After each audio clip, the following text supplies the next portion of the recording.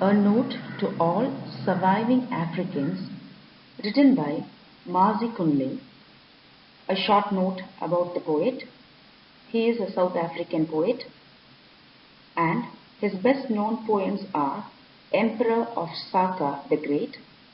He was an active supporter and organizer of the anti-apartheid movement in Europe and Africa. His works were written in the indigenous language of Africa, that is Zulu, and then it was translated into English. Now into the poetry. We err too, we who abandoned our household gods and raised theirs with soft skins and iron fleshed. Their priests made signs at our forefathers' ground. They spoke in a language that was obscure to us.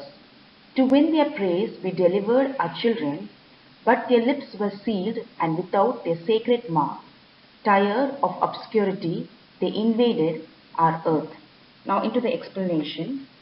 The Africans had abandoned, that means they had left their household gods and revised theirs with soft skin and iron flesh.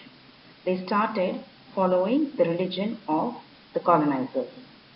It reinforces the theme that historical dislocation through the agency of others has been at the center of African crisis. There are their forefathers, that they are the best of the original inspiration. Their priests have made signs at their forefathers' grounds. The majority of African languages were obscure to the present day Africans, as they were spoken by a relative few number of people. Many people started speaking in English since they thought that it added pride to them, and their native language started losing its existence. Now the next paragraph. Plundering the minds of our captured children, but their lips were sealed and without the sacred mark. Tired of obscurity, they invaded our earth, plundering the minds of our captured children, yet nothing so foolish as to burn the symbols of our gods, then to follow helplessly the bubblings of their priest. Now it's very clear that the colonizers started to colonize the mind of the children. The children's lips were sealed. They did not question the colonizers. Obscurity means things which were not clear. The children were not clear of the colonizers' theory and philosophy, but yet they were forced to follow it.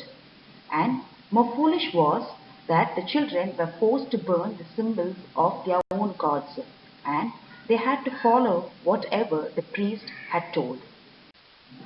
The last paragraph. We emulated their ridiculous gesture and earned their laughter.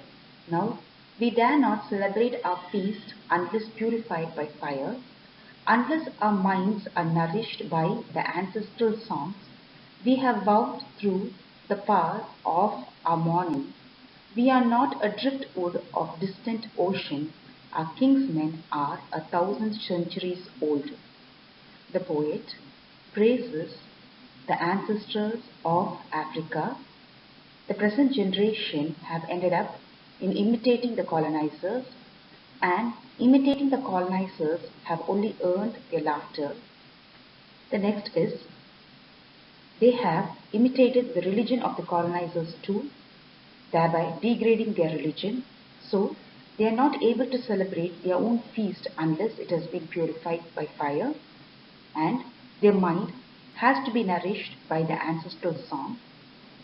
The poet affirms that the Africans have got a distinct identity for themselves. They are not driftwoods of distant ocean, which means that they are not people without their own self-respect and identity. They have their own existence. For their kingsmen, that is, their relatives, are thousands of centuries old, and they have their own civilization to be followed. Thank you.